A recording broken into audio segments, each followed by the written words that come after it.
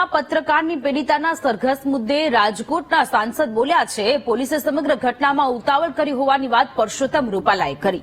SP દ્વારા committee નીમવામાં આવી છે, યોગ્ય કાર્યવાહી કરશે તેવી આશા પણ વ્યક્ત કરી. કોંગ્રેસ આ ઘટનાને અલગ દિશામાં લઈ જઈ રહી છે. હાલ નનામી લેટર વાયરલ કરવાનો રોગ ફેલાયેલો છે.